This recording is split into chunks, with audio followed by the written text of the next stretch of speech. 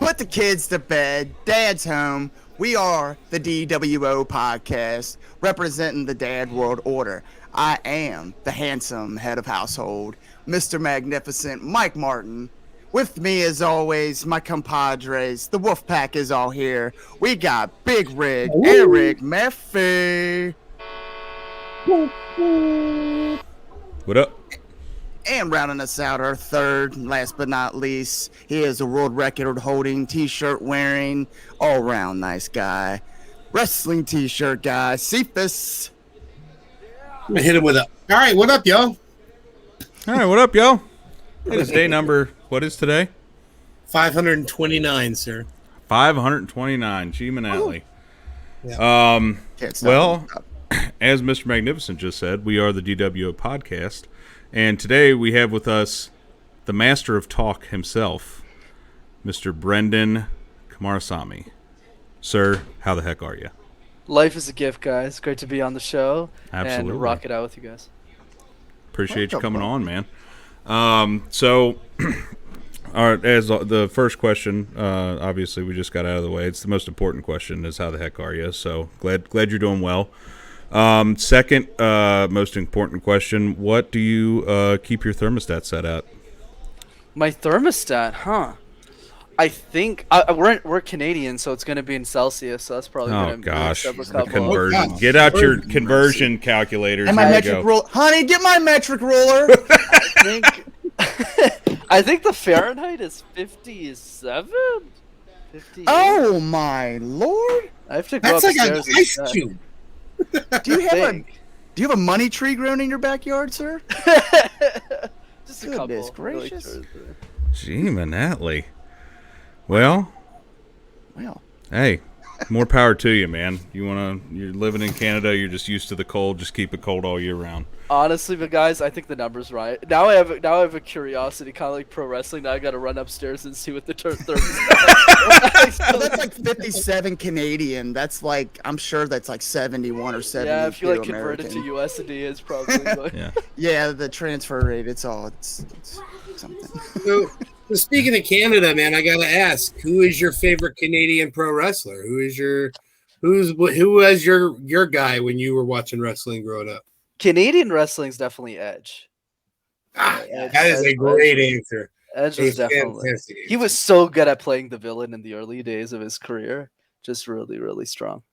Oh yeah, extremely strong performances, and I loved to hate Edge for a minute. So that's an absolute excellent answer. Yeah, because when I was young, I didn't know it was an act. So I just thought he was just a really bad guy. and then I saw him on the Impulsive podcast a few weeks ago, and I was like, oh, wait a second. I think I got this wrong. Oh, he's a dad. He's a nice guy. Nice guy. It's funny how many of those memories I look back on, like, God, I hated that guy. And then, now as an adult looking back, like, wow, he's doing a really good job because I hated his guts. Yeah, exactly. He was awful. But yet so brilliant. Absolutely. So, Brenden, you want to give us a little background so anybody watching and or listening can kind of know who you are and what you do? Yeah, for sure, Big Rig. So the backstory on me is when I went to college and university, we're going to start off boring here. I studied in accounting, funny enough, which is literally the opposite of what I do today. So I thought I was going to be a numbers guy my whole life. And then in college, I started competing in these things called case competitions. Think of it like professional sports, guys, but for nerds. So while the guys my age were playing sports like rugby or pro wrestling, I guess, or basketball or football, I wasn't one of those guys. I did presentations competitively, and that's how I learned how to speak. But then as I got older, I started coaching a bunch of students on how to communicate, and I accidentally developed a gift to help other people with it. So I started making YouTube videos in my mom's basement when I was 22 years old, on how to speak, and then it just turned to something I never could have imagined. Wow. Well, hey, I mean, it's kind of like, we were talking before the show how like all of us kind of met by happenstance. Like sometimes those are the best things that happened is when you just kind of fall into it. You may not actively pursue it or think about, oh man, I want to grow up and be a, public speaking coach, but hey, it fell into your lap and you're successful at it. So gotta love it. For sure. And that's something wrestlers, I mean, in general, most wrestlers are great in public speaking. So I feel like this is a great fit for us. You look at some of the greatest orators of all time. You think of your Roddy Pipers and Chris Jericho's and the Rocks and stuff like that. Some of your most entertaining entertainers could talk on the mic, and that goes for other sports too, like Muhammad Ali. You know what I mean? He knew how to draw them in just with his mouth. Oh yeah, Miz too. Miz was so good at getting people to hate his guts too. Oh yeah, I think he's. I don't know. That's Cephas's guy right there. Cephas loves him some Miz so much. I do too. Oh yeah, I still remember when the Miz first cashed in his money in the bank briefcase. That was the craziest moment ever. It was like 10, 15 years ago or something. Yeah. Holy crap. We're getting old. I feel dated just knowing it was that long ago. I think It it was was 2 10, weeks ago. What are you talking about? Right. And it was 87. Yeah, I think I watched that when I was like 13 or 14. That scene, Right. and I talked about it for like 3 months. Oh yeah, gotta love it, man. So what? I've watched a few of your videos. You kind of just embrace all aspects of speaking, and I noticed that you had a couple like how to make like an elevator pitch or something like that. So is that where like the presentation side comes in? Just trying to go up there and not ramble, just being prepared and concise with your speaking. You got it, Big Rig. So the idea here is that communication is really vague, right? Like, for example, you could talk about body language, you can talk about facial expression, storytelling, a bunch of different things. So that's why I call it juggling 18 balls at the same time. So for me, it's more about saying, like, what are the 3 easy balls that we can juggle? So knowing how to do an elevator pitch is one of them. And another one is an example, like the random word exercise, where you take a word like pen or wrestler or mouse, and you create 60-second presentations out of thin air. And that helps you think really quickly on your feet and communicate ideas effectively. Okay. All right. I dig that. You said juggling 18 balls? Yeah, you got it. I think I knew her. Sorry, I was about to burst wanting to say. Bro, I don't care how old I get. Watching Beavis and Butthead at a young age has made me laugh anytime I hear that. Juggling balls. I almost lost it. This is how professional we are. This is as good as it gets. Sorry. I love it. It's the DWO podcast. That's right, baby. We're all dads. We all. You know what? This is perfect time for a dad joke. What do you call it when worms are trying to take over the world? Global worming. Oh, that's good. Okay. My 7-year-old just gave me that like 30 seconds ago, so Yes. You're welcome. Dropping bars. She's been on it lately. Right? I'm telling you, she's got good ones, man. So yeah, I mean, that's just, I think that's something, like, I've always been able to speak to people, but like when you said speaking can be really vague, I do tend to feel like I do that. Like I'll go off and just kind of ramble, and I'll probably hit the same topic like 7 or 8 times, and I'll just say it in 7 or 8 different ways. So yeah, you're seeing your page. That's definitely, I feel like, is going to end up helping me, on this and just in life in general. That's awesome, man. I'm glad to hear it. That's the key, right? It's just practicing at it one at a time. So let's say you do the random word exercise once. You could do this with your 7-year-old, or if all of you have like nieces or nephews or kids. You just do that with each other, and then you get really good at it. Yeah, of course. Of course. Give me a word. Cheese. Cheese, for sure. So for everyone listening to this, cheese was not given to me prior to this episode. So here I go. As a kid, I always hated cheese. And the reason is because, except if it was on pizza, and the reason is because I think, except my parents didn't really tell me until I got older, I'm lactose intolerant, at least a little bit. Because whenever I would drink milk or eat cheese, I'd always feel something in my body that wasn't so good. But when you're Indian like me, you don't really go to the doctors that much. So I always skipped it. And the reason I tell all of you this is there's some things in life that taste good in different seasons of life. So for me, the cheese tastes really good on pizza, but in everything else, it tastes really bad. In the same way in our life, there might be different sports or hobbies or things that we'll learn to love in that moment, in that season, but then another season in our life will end up eating something else or doing something else with their life. So I encourage all of you to love the things that you enjoy right now, for in the next season of life, you might end up enjoying something completely different. So that's the random word next. That was excellent. Wow. Excellent. And just to clarify, cheese holds a little bit of weight here because it's one of our most favored guests. We have a wrestler called The Cheese, and he's been quite good. He actually introduced us to Men's Health for the most part, I'm pretty sure, right? Yep. Mm-hmm. Wow. So, yeah, he's one of our buddies, so that was perfect. That was fantastic. And I thought I was a good BSer. Yeah. Right. He literally just went on a 1.5-minute ramble about being like that. I've done it a lot, that's why. Yeah, no, that's Beautiful. that's cool. And for anybody listening, like if you want to be able to do that, man, if you want to be able to make a pitch to somebody or something, please check this guy out because like I just watched the I'm going to have to go watch it again, but just watching that and like cuz I've never really had to make an elevator pitch to somebody because like we all work in like the trades, so we're not exactly in like a corporate office with an elevator, but the idea of an elevator pitch though is something that I feel like is it's probably going to be pretty useful just in daily life. So Well, I think our pitches are also getting more and more what's the word I'm looking for? Mentally intense for us because now that we're getting a little more success with our podcast, we're asking more and more higher end people to become guests on our show. And like, for example, there's a guest, we're not gonna bring up exactly who he is, but Mike made a graphic for him and I was worried that it might offend him. So I was like, I don't know if I want to message him, but we got to work. I specifically got to work on the confidence part, man, and being able to speak to people that I maybe am intimidated in a way by, I think that's a skill I could definitely get from you guys. Absolutely, right? Especially when you guys are interviewing higher and higher level people, the intention that you're setting for the interview is really going to dictate the messaging, especially as you go up on the celebrity stack. Like if you guys start interviewing like really, really big names in the WWE, you really want to differentiate yourselves with the questions and the insights that you're sharing because they're being interviewed all the time.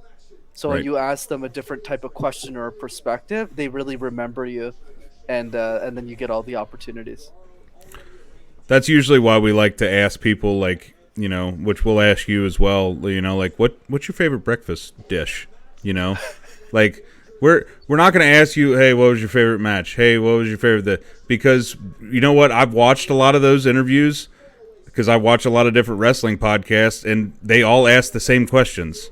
And I feel like watching those is a way to learn too, like, okay, what are these wrestlers being asked all the time that it's just like, okay, here's another softball question. And I'm not saying we got to hit them with the hard-hitting, journalist questions because that's not us at all. But just make it a memorable show, Absolutely. That's really the key, and I love that. Yep. Have so fun. What's your favorite breakfast food? So I really like the burrito, but to be honest, I do a lot of intermittent fasting, so I rarely eat breakfast.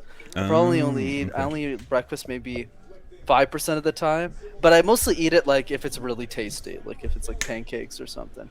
What's your fasting schedule? That's so random. My fasting schedule is... You're not the first. I've known plenty of people that have intermittent fasting. I actually, I used to work with a guy that did it, so... It worked out really well for him too. So That's awesome. Actually, it's I did funny it unintentionally by working night shift. But whatever. Yeah. All right. It's funny. As a kid, we called it not having enough money to eat breakfast, and today we call it intermittent fasting. Right. Yeah. Fool. So yeah, I fast from 10 p.m. to 2 p.m. Okay. That's not terrible. I mean, Yeah, it's not so you wake bad. up in the morning, you know, you kind of. I couldn't do that. I gotta eat. You drink a lot of water. Yeah, I'm drinking a pretty good amount of water. I don't drink coffee or tea either. I gave up on tea like 7 months ago, so I just drink hot water all day. Are you completely caffeine free? I think so. Technically, I should be. Yeah, if I'm not.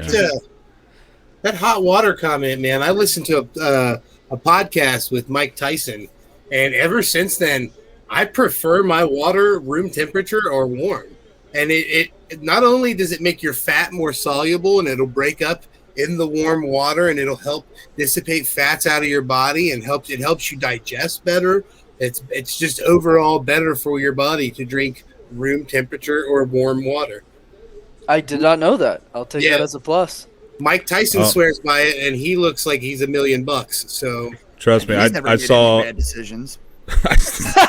I did see it was like a reel or something like that on Instagram where it was just like, so did you know that cold water, drinking warm water is actually better for you than drinking cold water? And then it like cuts to this guy. He's like, why does everything good in life suck? Like, he's just like, why does everything have to be bad for you? Everything good. Even water, yeah. But if it's too cold, no. Yeah. Cancer.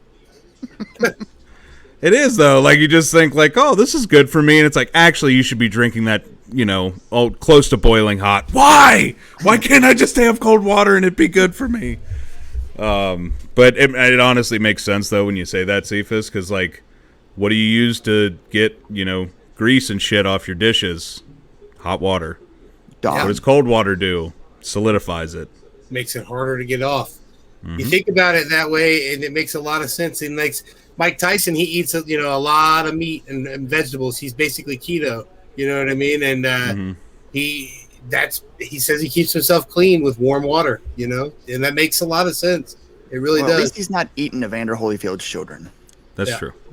Yeah. He does have gummies that are for sale in the shape of ears, which are pretty cool. Of course he does. Of course he does. How do you not? Oh, It's Mike is that Tyson. because Tyson bit some guy's ear in the Yes. Evander Holyfield, yeah. Evander Holyfield's ear. Yeah. Whew. Solid. Get it right off. Yeah. What an angry thing to do, right? I've never once bit anyone like that. You want to talk about one of the just most interesting human beings that has ever lived. Like, from, like, to the height of his popularity to now, like, he's still out there. It's just like, hey, did you hear what Mike Tyson did today? And it's just something, I feel like it's always something totally off the wall. But Punch a guy on a plane, it was perfectly okay. I was about to bring that up. You actually beat the shit out of like a passenger or something. Or when I he had it called coming. the news reporter a fucking piece of shit live on news. He's like, you can't say it. It's Mike. You're a fucking rat piece of shit, man.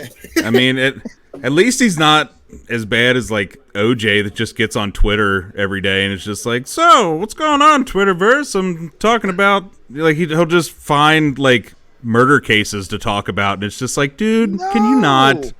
No, Like, too and he'll, like, soon. he'll comment on the trials and stuff, but he'll act like, people are asking me to comment on this, I don't know why. And really? You don't know why?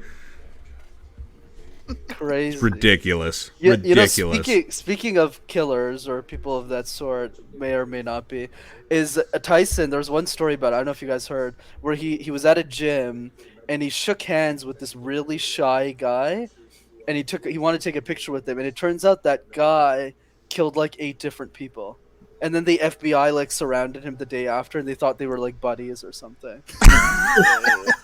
Got you again, Tyson. Jesus. Wow. Yeah, I'll pull it up while we're talking. Oh my I'm gosh. typing Mike Tyson serial killer. Yeah, and then Mike like, listen, guys, I don't know what's going on. I don't know this man. Why'd you make him sound like Leslie? All right, now kiss. Yeah, the guy's name's Dale. I just sent you guys the article. Excellent. Yeah, Mike's got an interesting life. Oh boy, Dale definitely looks like a serial killer. For Holy sure. shit, hey guys. Yeah. He's that neighbor that you're like, Oh, dear Lord, yeah. Is he holding Do not invisible invite guns? him to game night. Dale Hausner he pretended to be a sports writer. Oh my God. So wait, was Tyson on this guy's list and like they found him before it happened? I don't think so. I think the guy was just, based on what I heard, he was a big fan of Mike Tyson, so he came to the gym to like shake hands with him and take a picture with him. But How peculiar. Yeah, really odd.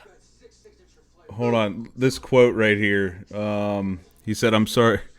He said, "No, he liked you, Mr. Tyson. He didn't like the 28 people that he shot and the 8 that he killed." Like, who is this guy? Why did I never hear this? Yeah, I saw it randomly my on some gosh. YouTube short. Yeah, it was really funny. I mean, not bless the funny, internet. but weird. Yeah. Sports writer. Wow, that's wild. That's fantastic. Yeah, I've never heard that either. Yeah. That's great. Well, I will good be old Learning Mike something Tyson. new on the DWO podcast. That's right, baby. They say you can't teach an so old man- man new tricks. With your master talk stuff, how long have you been doing this? So I've How been many coaching years you got under your belt? I've been coaching for 8 wrestling t-shirt guy, but I've been doing this for 4 as a YouTube channel. So I started it in Jan 2019, so it's been 4.5 now. Okay. So do you do like in-person events, or you just do like the YouTube stuff? I didn't get a chance to look like if you had the website or anything like that. I just saw the YouTube channel. You're all good, Big Rig. So yeah, 90% of it is online. Instagram, YouTube, LinkedIn, all the coachings we'll see done online. There's only 10% where I'll do in person. I'll do like one live event with like my clients in like Florida or something like once a year. We'll do that, and I'll attend like different events throughout the year. Like I have to be in Michigan in August, and I just came back from Chicago a few months ago. So, being that you're a coach, do you ever, or is there anybody that you still try to like learn from? Any other outlets that you like to kind of learn new stuff that you can then pass on? Oh yeah, the learning never ends. I'm still getting started too. I'm still fairly early in my career, but yeah, there's always something we can learn. I think Les Brown is a really good speaking coach that I'm learning a lot from. Vin Zhang is really good. Vanessa Van Edwards. So yeah, I spend a lot of time, not enough time, honestly. I should study people more. Just studying like the greats, like Dale Carnegie, things like that, so that I could get better. So yeah, and I have a coach too who coaches me. Okay. I just followed you on LinkedIn. You've got an awful lot of content on there, man. That's and quite a lot of interactions. You got 11,000 followers on LinkedIn. You're like LinkedIn famous, dog. I think that was our biggest. Kardashian of LinkedIn. Which basically means nothing to summarize your point. Wrestling. No, I mean that was my biggest thing. Was like when you reached out to us on the email, like we immediately went and looked you up on YouTube, and I think it was Mike texted me. He's like, "Dude, this guy's got like 32,000 followers. What's he doing emailing us?" That's what we're like. We haven't even broke 200. Like, what's going on? I mean, we appreciate you being on here, obviously, but yeah, we were like, man, that's pretty cool. Like, I wonder how he found out about us. So it's good to know that we're just on like a list. What did you say it was? It was like It's like this. There's this list called. There's 2 lists. There's one called listennotes.com. It's like a search engine for podcasters. So you can type your podcast and it'll appear. It's like the Google but for podcasting. And then there's another list on Podcast Hawk that allows you to kind of find podcasts and stuff. And we're That's typing awesome. it That's the in best- right now. That's the best way you're going to continue I'll to send it to you guys. create new content, man. And it works good for us as Yeah, well. that's a great question. If even 5 of the people that are on your 32,000 follow us, that's growth for us. You know what I mean? So it's good for us, and it's exposure for a whole different genre for wrestling world for you. You know what I mean? For And sure. there's a lot of wrestlers who could be listening to this right now who could use some help with speaking, because there's a lot of wrestlers out there that just frankly are not good at speaking to the ring, speaking to the crowd, you know what I mean? So they'll have someone doing it for them, a manager, a valet, or, a stronger tag team partner on the mic, So there are people who could benefit from this in the wrestling world big time. Yeah, for sure, wrestling t-shirt guy. That's why, I always say that there's a reason why Vince McMahon calls it the WWE now, not the WWF, right? Because the E stands for entertainment. Doesn't matter if you're a great wrestler if you can't entertain the crowds, you can't sell tickets. Well, you won't be a headliner, right? And that's really the key. So it's really important to put the E in WWE. Absolutely. How much would you say in like a presentation or a speech, or how much is confidence and how much is preparation? I always feel like confidence is very, very key when it comes to speaking in front of people. Yeah, for sure, Mr. Magnificent. So for sure, both sides are really important, right?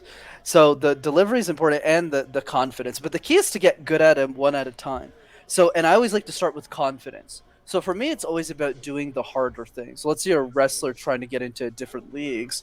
You want to start with doing the random word exercise a lot, because if you can just get used to talking about situations that have nothing to do with wrestling, like avocado toast, you're just a lot more comfortable in situations where you talk about wrestling, you talk about a match that's coming up because you're used to that content.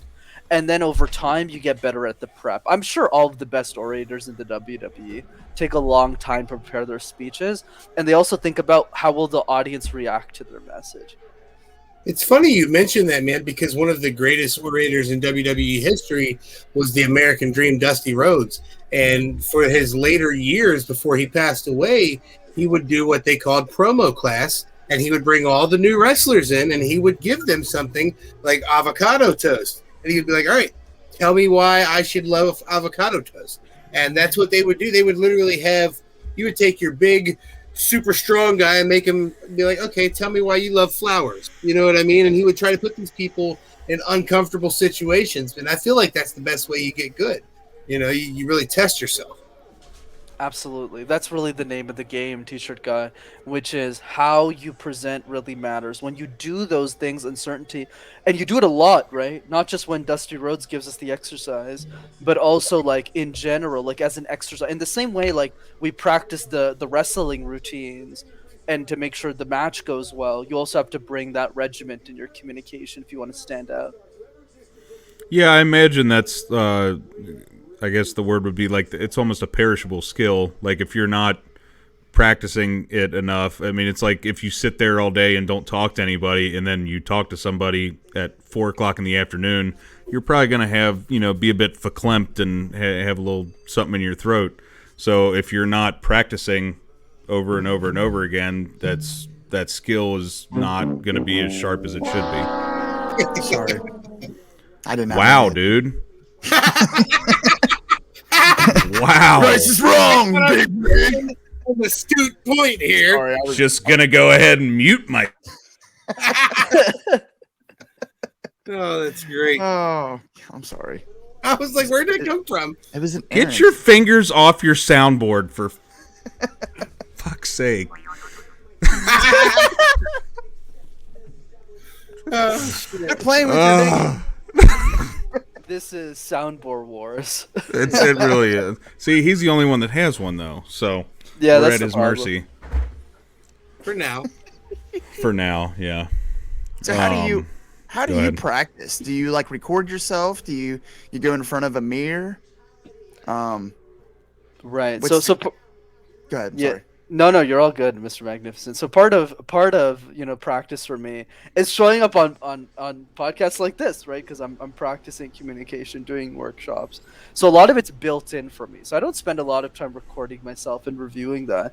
But with people that I coach, they'll send me videos and I'll review them because they're not really speaking as often as I am in the day-to-day. And then the other piece is doing small things that push me out of my comfort zone. I'll give you an example.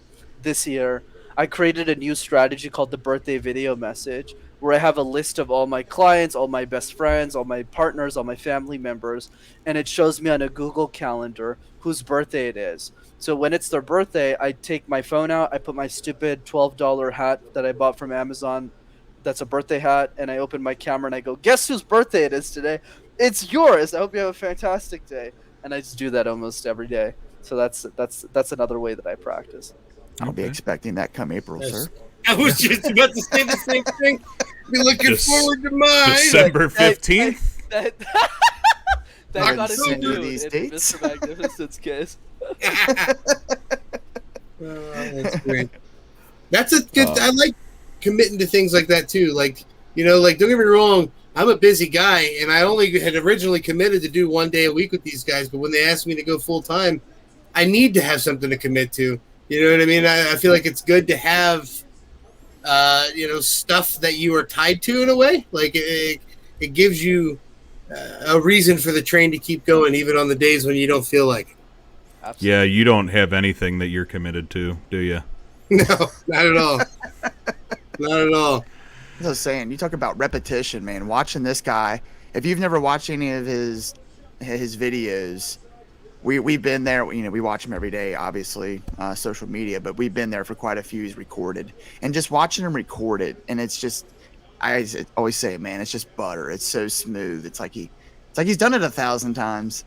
529. So if you're not clear what they're talking about, real quick, I've gone 529 days consecutively wearing a pro wrestling T-shirt design, taking a video of it and uploading it to a drive that Guinness has access to, and I am the world record holder for the most consecutive days wearing a T-shirt. Hence, wrestling T-shirt guy.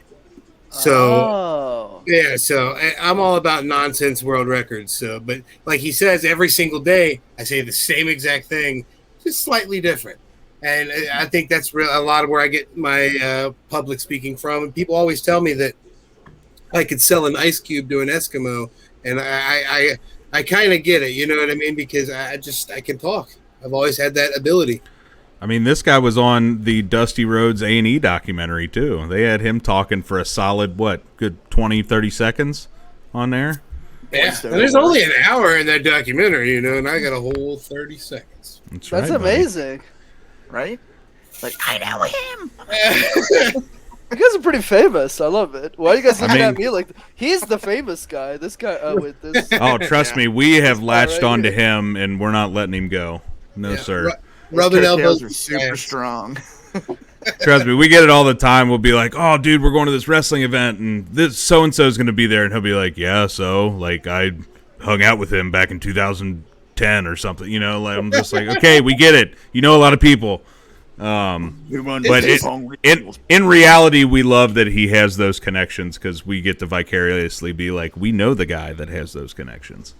Well, now you guys are the connections too, because I'm bringing every connection I got to this podcast. So I'm going to try to get every guest I can to come to this show. So, and awesome. we definitely, like you were talking about before, with kind of making that pitch to. Because we obviously do go to a lot of wrestling events, and some of the people that are at these events are people that are on national television every week, you know? So it's like, how do we come across as, like, professional, but not like, hey, we're going to, you know, ask you a bunch of ridiculous questions that you're not going to want to answer, you know, whatever. So it's trying to find that, like you said, that elevator pitch where it's like it's kind of the same, but each one's a little bit different because it's curated towards that person, and kind of being like Cephas, where his is just it's butter every single time because he's saying the same phrase right out the gate, but then it's kind of curated towards whatever shirt he's wearing. Same with whoever we're, you know, maybe trying to get as a guest on the podcast. For sure. There's actually a strategy that some of the top guys are implementing that you guys can do. Because I don't see anyone doing this with pro wrestlers, which is you keep the show fun. You keep the show entertaining. So it's not like, oh, Brenden, what did you learn from your childhood trauma as a kid? No. It's not that stuff. But it's more about saying, like, find quirky things about their life and you bring them up in the interview. But the reaction from the guest is like, how did you know that? And it blows their mind. I'll give you an example in the music industry that you guys might or might not be familiar with. There's a guy named Nardwar who love Nardwar. Yeah. So he's based in Vancouver. He's Canadian. And he's been interviewing like rap legends and music celebrities since like the 1990s. And the guy's, for lack of a better word, he's a legend, but a lot of people consider him like a weirdo. He's got like a weird hat on. He's a human serviette. Yeah, the human serviette. He has like millions of subscribers. He's had a lot of success in the interview space. But he got interviews with Pharrell Williams, J. Cole, Jay-Z, Drake. Like Drac Harlow said at the end of his interview with Nardwar, he's like, when I was 15 years old, I would watch your interviews, and one day my dream was to be on your show. And he literally says that. But the reason I bring up Nardwar is he asks such bizarre questions about the guest. So let's say he's interviewing. I don't remember one. I watched a couple, but let's say like Pharrell Williams. I remember that interview. He would like pull up a gift of some record that nobody has heard of that Pharrell created, and then he would go, "Tell me about this." And then Pharrell would look at the record. He would look at him and be like, "This is one of the most impressive interviews of my life." And he introduced him to JC like 2 hours later to interview him. It was wild. Wow. So that's what you guys need to do. You guys need to ask weird, quirky questions, but that is really related to their life that they haven't been asked before. So We need to stalk people. Basically, that's what he does. Yeah. I mean, we kind of had that on a previous show, and it actually sparked a really, like, at first we were like, oh, maybe we shouldn't have brought that up, but like hearing him kind of explain what we brought up, it was like, wow, it felt like he really actually wanted to kind of tell that story and get that out there type thing. So it was kind of cool to, like you said, bring up little, quirky things that people may not know of, and then, hey, here's the whole story right here. Correct. And to be clear here, and then jump in, T-shirt guy, is like the moments you have to pick are ones that make them feel good about themselves, not catch you moments. Not like, hey, I got you. Oh, you dated Jeanette when she was 19 and she hated your guts and broke up with you. Not like that moment, but the one like the first music collaboration you had with that kid that nobody knows about. Yeah. Yeah, we definitely don't want to be those people. We don't want to be, try to put somebody on blast. Not the gotcha people. No. Yeah. We're here to have a good time. Literally, we could have a guest scheduled next week and him getting to do a super huge scandal the day before, and we won't even bring it up, man. We just want to discuss, you know what I mean? We want to discuss whatever, is on our minds at the time. You know what I mean? Now, if he wanted to discuss it, that'd be a whole different thing. But, we just kind of roll with the punches and just try to enjoy our show. You know what I mean? And that is another thing we tend to bring up when we do pitch, or if like they accept being a guest, is I kind of just like, hey, is there anything that you don't want to bring up or you don't want to talk about or whatever, because you don't want that awkward like, oh, I'd really rather not talk about that, So if they can give us that as a heads up, it just makes the show so much easier and more fun to talk about. Absolutely. How are you at freestyle rapping? Not that great. I practice a lot of rapping, but not like my own. I don't create my own stuff. So I'll like pull up songs and I'll like practice it. I actually teach clients this because it helps you with flow and articulation. But a freestyle, I'm really bad at. I'm not that good at like. Wish I was good at it. Yeah, it's not as quick-witted as I feel I am. Like I just can't. I can't put bars together to save my life. It always amazes me when I see somebody do it. I'm just like, how? What? I can't get it. Next time we'll have a battle. Yeah, funny enough, you guys won't believe me when I tell you this, by the way. There was a guy who interviewed me on a podcast who was dressed in a banana. Okay, he was dressed in a banana. And at the end of the show, he did a diss battle. And he started dissing me, and I started laughing. It was so funny. And he was like, now it's your turn. I was like, I don't want to diss you, dude. He was like, oh, okay. Thanks for watching, everyone. I just flipped him off like, you dude. Hey, if you're still in contact with him, tell him that one of the members of DWO will rap battle him. Oh yeah, you guys. Oh yeah. I'll make. Let me. I will. Yeah, I will. I will go on his show and rap battle him. Yes. Oh, I'm sure he'd love to have you. But I have to figure it out. Yeah, do go you ahead. have to wear? Cephas, if he goes on there, he has to wear a peanut butter and jelly costume. If the guy's wearing a banana costume, and they could do. I've got a Gumby peanut butter jelly. I think a Gumby costume could work.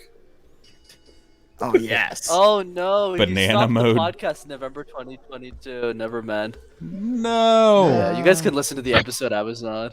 No, I can't. Too bad. Banana made Jordan. Banana mode Jordan. Yeah, there you go. That's interesting. Jordan is a banana. He talks to people. Anything goes.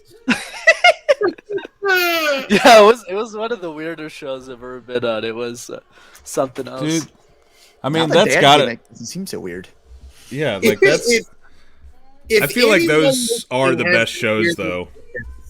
Please contact the DWO podcast. If you have a weird show and you're just a weird person, contact us. We'd probably have you as a guest. We probably have a lot in common. We probably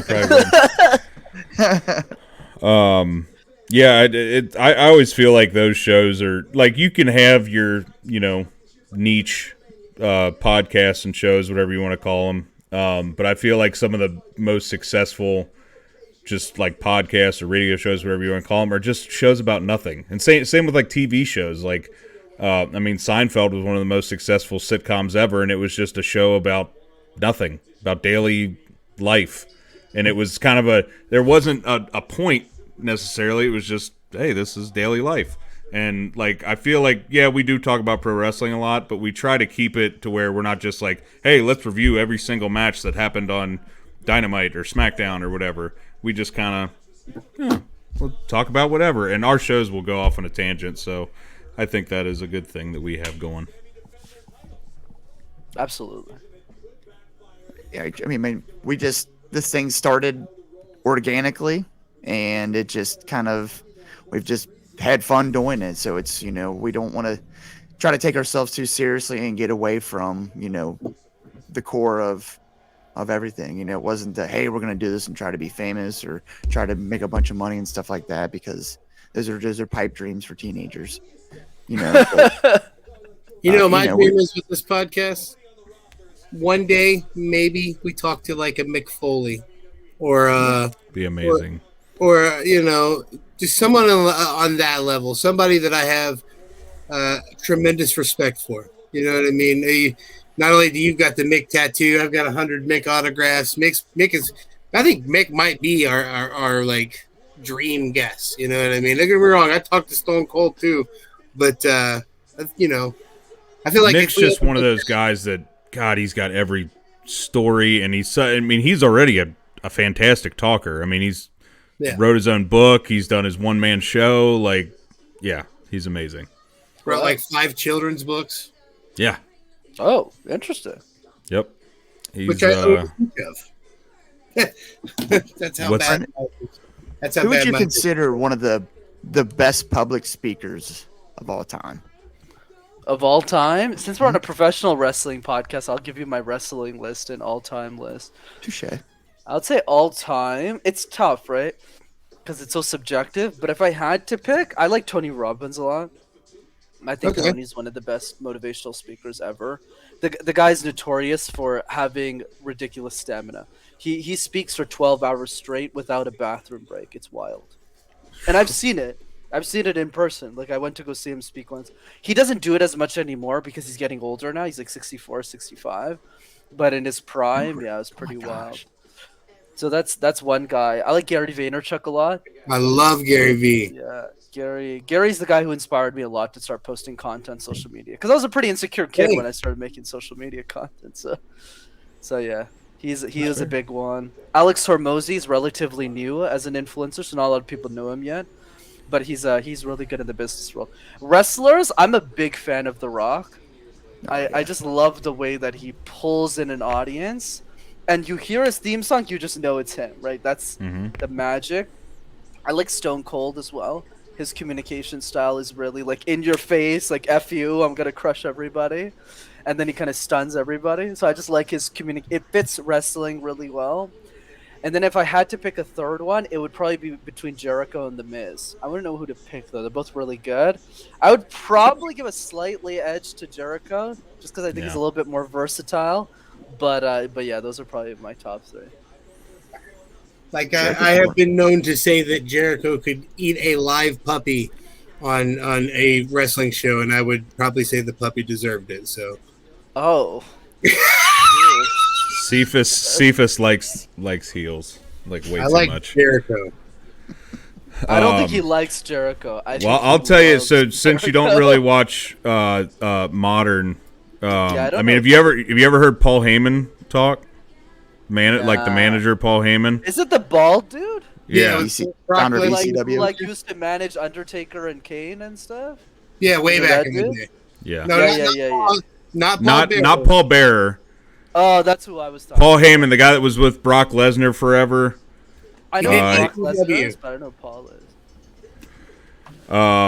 But so Paul Heyman, and then I'll tell you one of my favorites right now, which I mean, Mike already knows who I'm going to say. Eddie Kingston, man, that guy is one of the realest like talkers on the mic. Like he just everything you say, he says. You just I believe every word you're saying that's coming out of your mouth, and I love that about it. And it's not necessarily that he's like articulate or anything like that. It's just the passion and the inflection in his voice.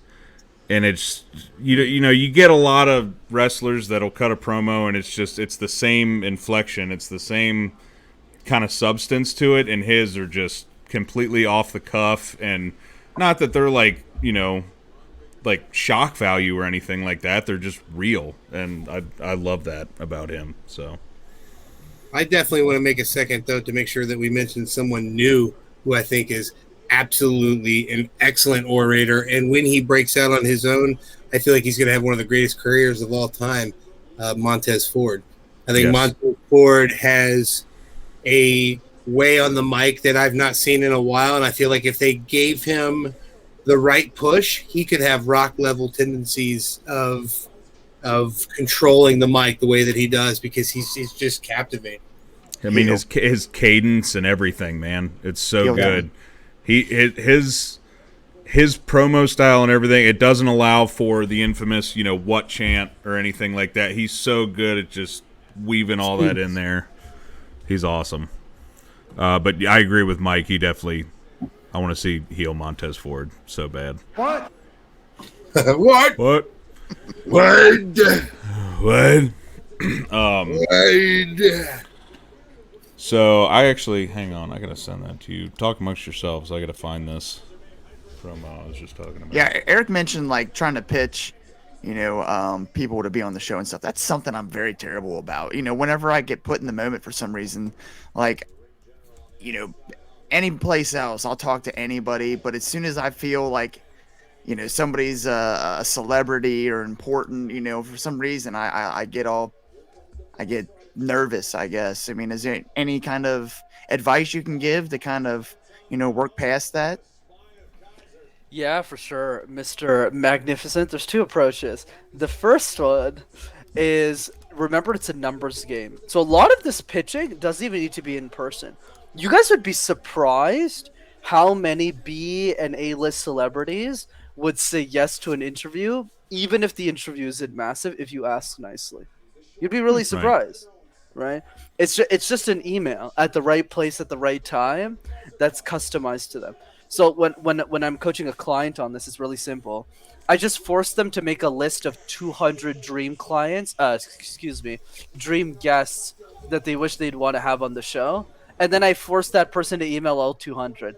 And they're always shocked when one of them goes, "Yeah, I'll just be on your show. Just tell me when." And she's like, "What? Like, what in the world?" You won't get a huge response rate. It won't be like 50 of them saying yes. But for sure, if you email 200 pro wrestlers, I'd be shocked if at least one of them didn't say yes. I'd be shocked.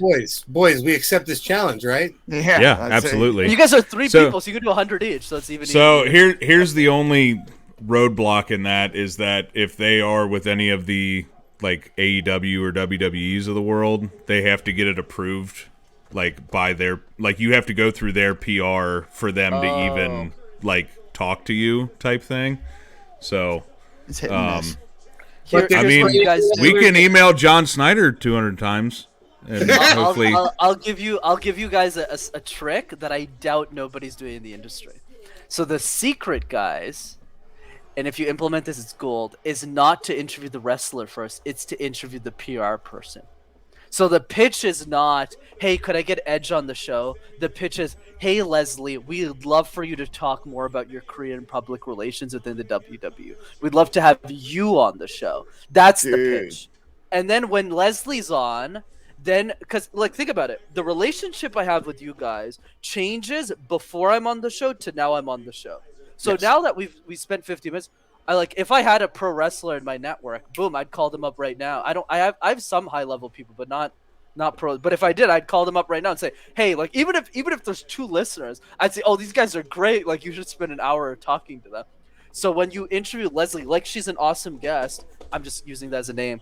At the Right. end, Leslie will just love you guys, and then you go, "Hey, Leslie, like we heard Edge has a new book coming up. We'd love to." And Leslie's like, "Don't even worry about it, guys. Let me make it happen."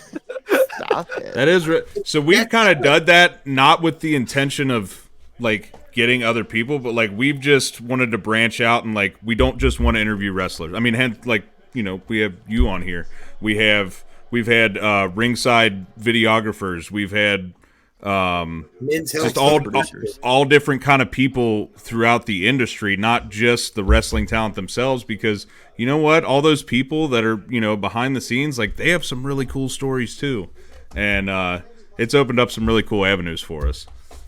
We're about to have a comedian who hosts one of the top 20 food podcasts in the world. He's going to be on our show on the 27th, for example. That's breaking news, by the way. I don't think we've mentioned this.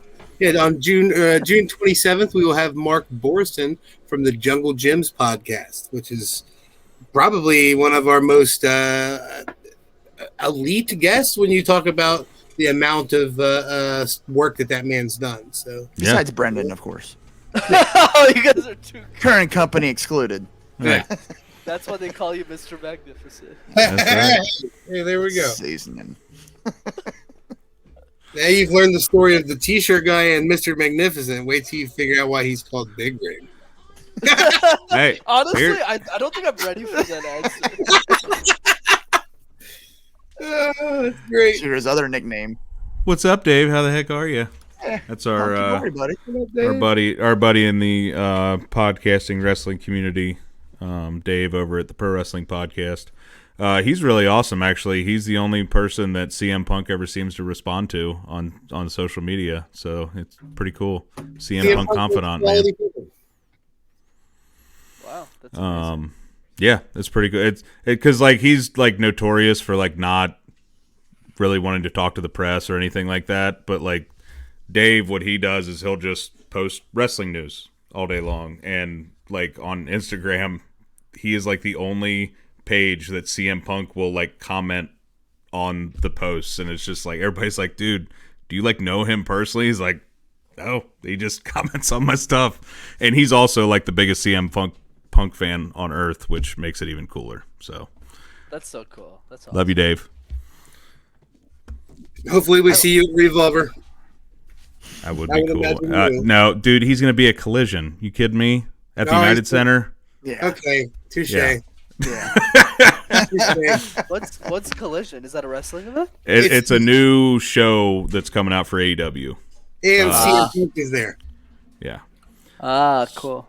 So they have We're gonna get you. so like how WWE has Raw and SmackDown, Yep. AEW has Dynamite, which is their like flagship show, and they're now starting another one on Saturdays called Collision, which is going to be another live 2-hour show.